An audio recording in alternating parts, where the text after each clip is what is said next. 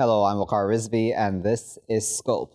Now, it seemed just 24 hours or more ago that the United States and Iran were possibly on the brink of war, especially since the Iranian retaliation, quote-unquote retaliation, I'll put that in quotation marks, upon U.S. bases in Iraq. That, of course, in retaliation for the assassination of Qasem Soleimani, an Iranian commander, as well as, of course, Abu Mahdi al-Muhandis, who was also the commander of an Iraqi militia force backed by the Islamic Republic of Iran. It seems, though, now that both countries have reached seemingly an understanding that things will not escalate further from here. Donald Trump's statement, which was meant to come right after, in fact, that attack by the Iranians had taken place and then was delayed. And then we had Donald Trump, as you well know, read out that very scripted statement. He read off the teleprompter the entire time, which is, again, rare for Donald Trump to do.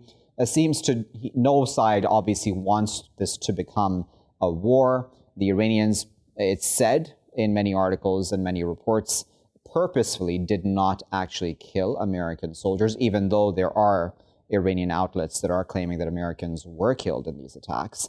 It seems that the Iranians, if we are to believe the Western, at least reports, did not attack U.S. soldiers specifically, but just targeted a few meters or so away from them in order to just send a message. Let's discuss all of that a bit further. We're joined now by Bamo Nouri, who is an academic, political analyst, investigative journalist, and expert of U.S. foreign policy in the Middle East. He's joining us from London. Also joining us from London is Farhang Jahanpur, who is a part-time tutor at the Department of Continuing Education at Kellogg College at the University of Oxford. Farhang and Bamo, thank you both for your time today. Bamo, let me start with you. We seem to be on the brink of war. Have we now completely moved away from it, do you think? I think initially it was a firm test of waters by Trump to see that this kind of use of soft power over the last 4 or 5 years in Iraq, has it worked? Has it been effective? Because these protests are in demand, and the protesters demanding similar rights to what fits in with the kind of classic Americanism, if you like. So these kind of individual rights to prosper, freedom of speech, basic services, all these things were almost like a refreshing call out, if you like, to those Americanisms. And Trump tested the waters initially with his actions to see, do I have a chance in this country? Again, does America have a chance? Because the result of the 2003 war was, simply put, that Iraq was lost and Iran's influence increased. Over the past 3-4 days, it's been a firm case that Iraq wholly has both rejected any sort of U.S. intervention or the idea of it. Same for Iranian influence, but Iraqi MPs are all in agreement around kind of what the viewpoint is towards America, but they still have the allegiances towards Iran. So I think that initially made Trump kind of think, right, you know what? I've tested the waters. It's not going to work out as planned. So now we're going to kind of try and diet down a little, because nobody ultimately wants a war, especially before November elections. And I think the Iranian regime have helped to quash that as well. Farhang, would you agree that the Iranians did play quite a risky game here? Right? This could have gone very wrong.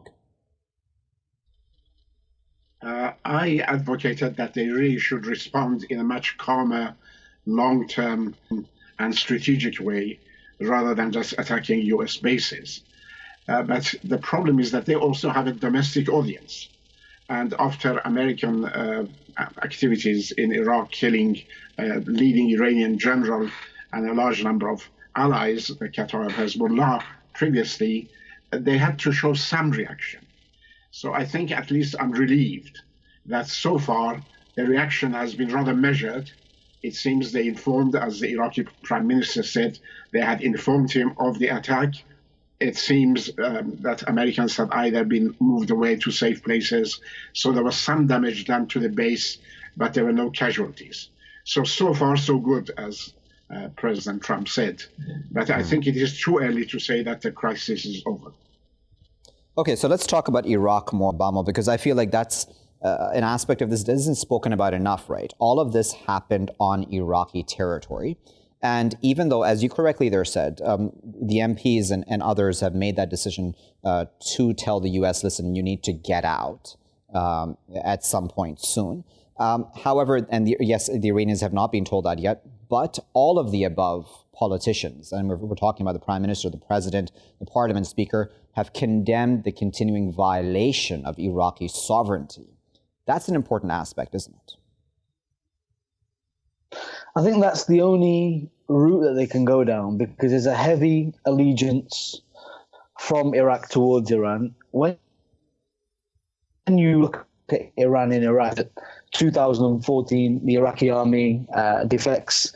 It's all these Iranian guards under Qasem Soleimani who came back to then secure Iraq and its sovereignty and its borders. So in a situation like this, if it turns around and it kind of starts to go against the Iranian regime and Iranian interests, it's going to shoot itself in the foot. So it has to take the one kind of diplomatic path, and that's to kind of go down the road of sovereignty and that we don't want a war, and that's the best way. Otherwise, if they openly kind of condemn either side, then they're burning bridges. And in Iraq, it's very, very difficult to build international bridges, especially since 2003.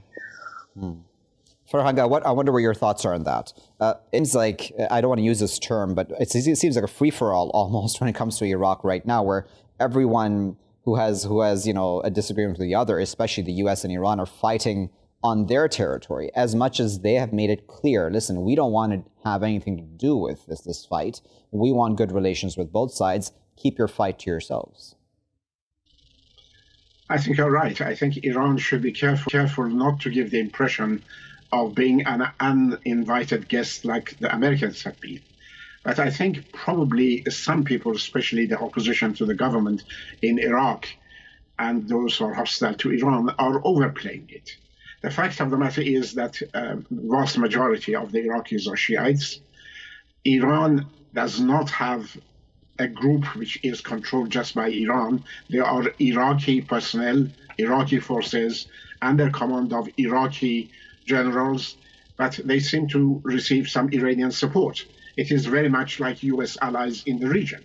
So to say that they are unwanted guests or Iran is having excessive influence in Iraq, I think probably is exaggerated, but Iranians should be careful not to give that impression. Iraq is a proud, independent country, does not want to be pushed around either by Iran or by the United States. But given the history of the U.S. involvement in Iraq for the past 30 years or more, from the time that they tried to topple Qasem and supported Saddam, and then the war with Iran, and then the sanctions on the Iraqis killing over 1.5 million people, then the wars.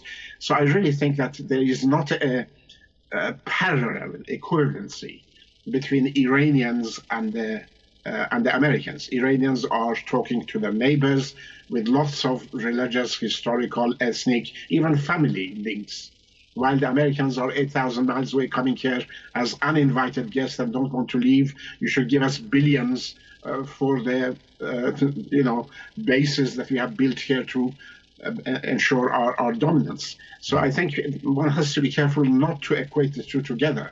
But at the same time, as I said, Iranians should be very careful not to give the impression that they are doing the same kind of thing in Iraq as the Americans are doing.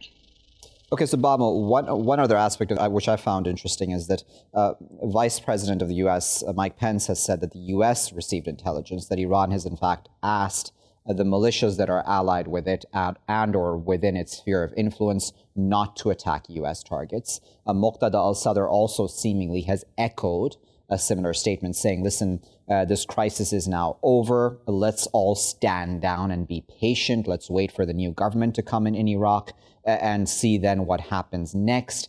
However, at the same time, we do have a militia like Asa'ib al-Haq and Qais al-Khazali, who has posted a statement saying, listen, this is only the Iranian retaliation right now. The Iraqis have not yet retaliated, for example, for the killing of Abu Mahdi al-Muhandis. Is there more to come?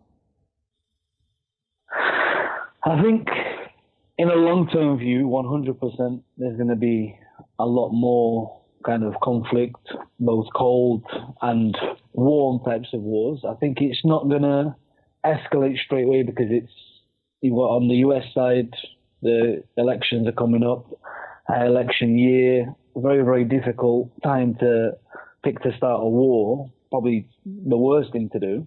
And then on the Iraqi side, you've got a very, very proud nation who isn't just going to take anything lying down, as they've kind of proved in the last 20 years or so. So it's going to be interesting. It's not the end of the matter as in the end of the end, but it's the kind of end of this current stage of it. That's probably the best way to look at it.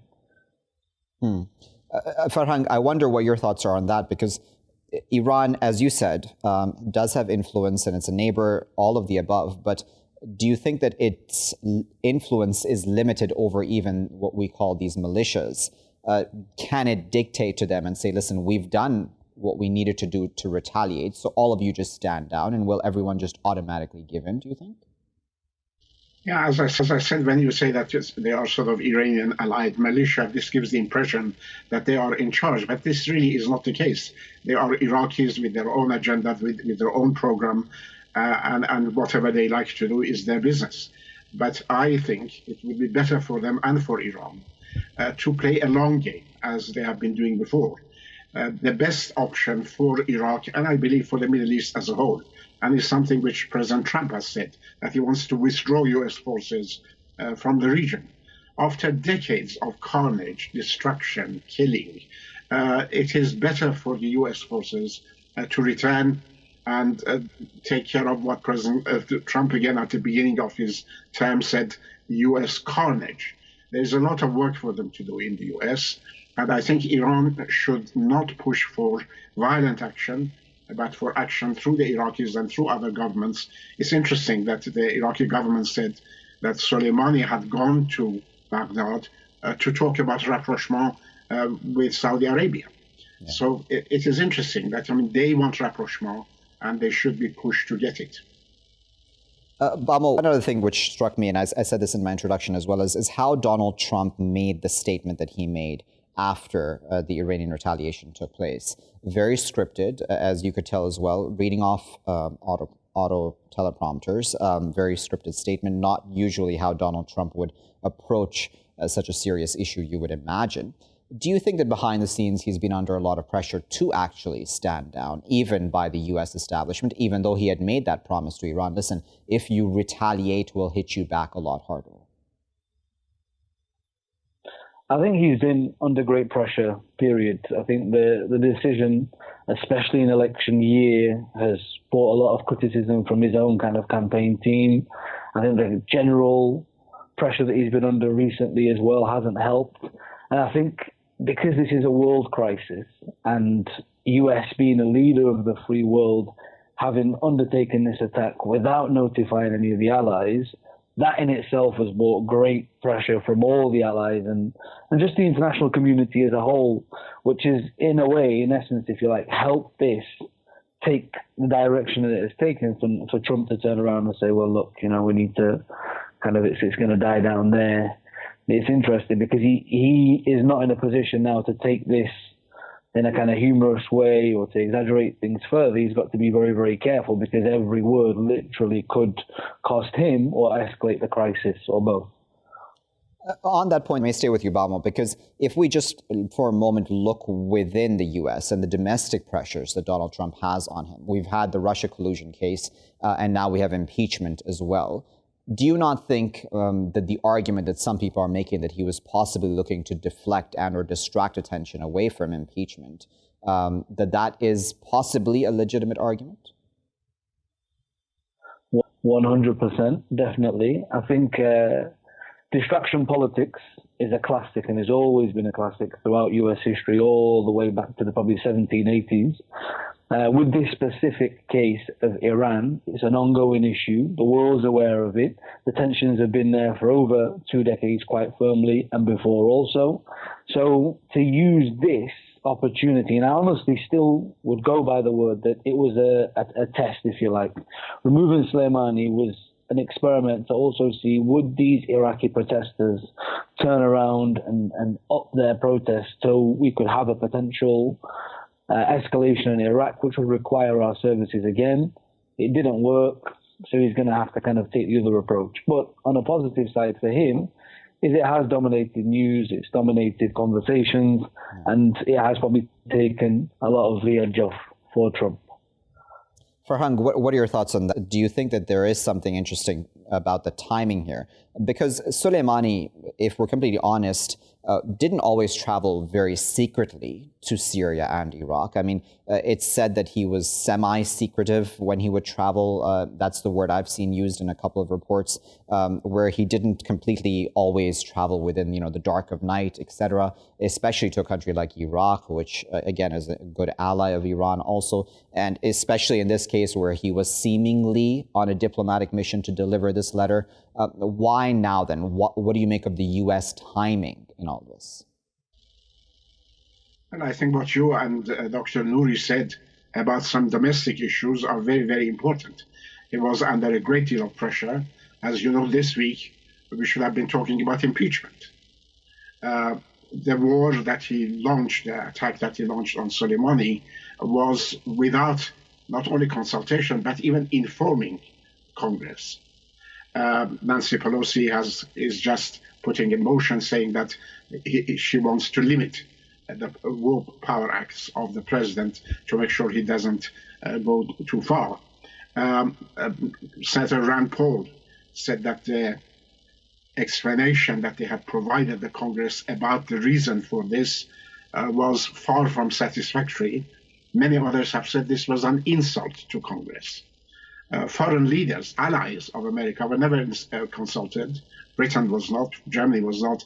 Apparently the only person who was told was Netanyahu. So I think there's a great deal of domestic issues involved in this. And obviously he wants to create a diversion from his domestic problems, especially impeachment. And also I am not completely in agreement that a war would be bad for him in the lead up. A limited war always brings people together. So as he said about President Obama, watch out, he is going to start a war with Iran just before election because he's very weak. I think this applies more to him because President Trump is in a very difficult position. Impeachment, nothing has gone wrong right for him. All his foreign policy adventures have really failed, whether it's in Syria, whether it is in Iraq, whether it is with North Korea, whether it is with China, whether it was with Venezuela. So there is nothing to show. And so it certainly was a distraction from a whole host of domestic and foreign problems and pressures that he was under. And certainly for this week, now all the talk is about Iran and Soleimani rather than about impeachment. Bamo, talking about bringing people together, this has brought the Iranian people together who were, just a month or so ago protesting against their government for grievances such as, petrol price hikes or other grievances that they may have. This has in fact brought them together and has rallied them around each other and the establishment there. That sort of completely defeats the U.S. purpose, doesn't it? It does.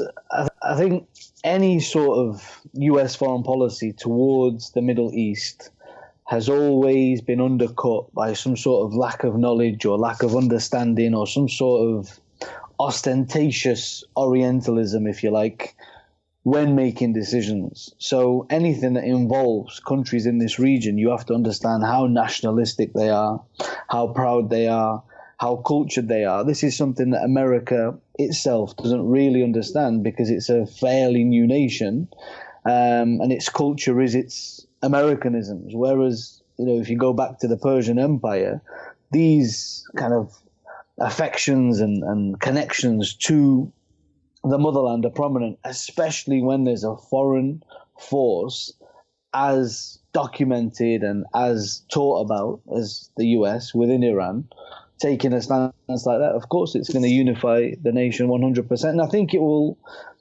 it's a win on both sides, Waqar. If you're going to look at this situation, you have to always also see that if the Iranian regime don't retaliate and a war doesn't escalate, then Trump is most likely going to use this as some sort of campaign win, because Soleimani had committed a lot of different acts that involved the deaths of US soldiers, etc. So it's going to be a win for him, and then for the Iranian regime, it will be also similarly a regrouping attempt.